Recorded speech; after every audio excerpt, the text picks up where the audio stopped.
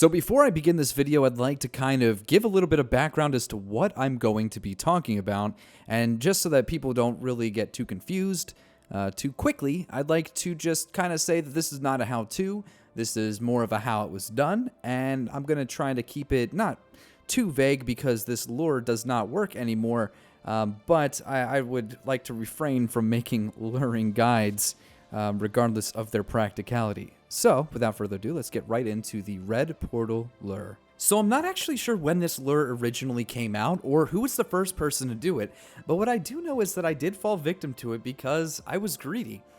The basis of almost every single lure is that you have to find somebody who's greedy enough to risk something for what they think is just a gigantic reward.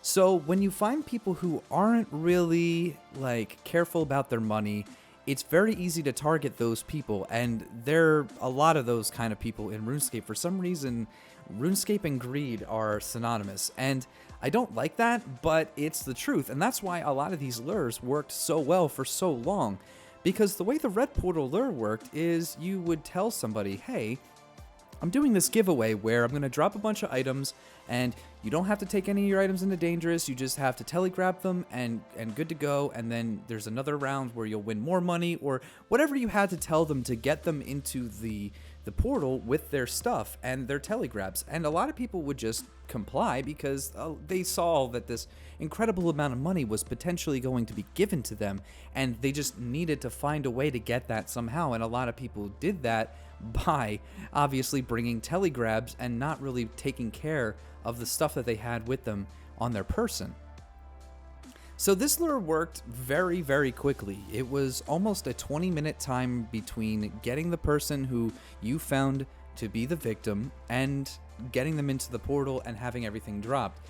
Now, if you failed this, it didn't really matter because there was always more people to go and trade in so many different locations and so many different worlds that it didn't really matter how many times you failed.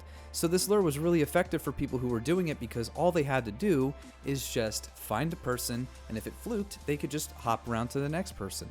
Now, the only time you ever had to use a second person as your killer would message the victim is when the person needed extra convincing, which you see I guess more so nowadays in these solo or duo lures with like the Corporeal Beast lure or one of the other lures like that, because those need a little bit extra convincing, like, oh, go and see this video where I had anti-scammed X, Y, and Z, or I had done this. And that is a very popular method as well, is finding victims who can be double talked. And double talking didn't really happen too much with the Red Portal lure because you didn't have people who were too concerned with their gold. And the higher you were going for, like the higher tier gold amount you were going for, the more convincing people would need. So that was when it started to get a little bit more tricky. Stuff started to get a little longer. The risk and reward was a lot higher. So you had to risk, 20 mil in order to get 200. It was just whatever you were going to assume as the reasonable amount of risk for what you thought you were going to get. Because obviously here, even though you're being just as greedy, that other person, you're hoping that they're more greedy, So this lure just dominated for a really, really long time. And there's a lot of things that came out of Red Portal luring, or it stemmed from a lot of things like the JoJo lure, which is pretty much what this lure is famous for. This is essentially JoJo, but in Red Portal. But what got a lot of people was that they didn't know that the Clan Wars portal was actually dangerous.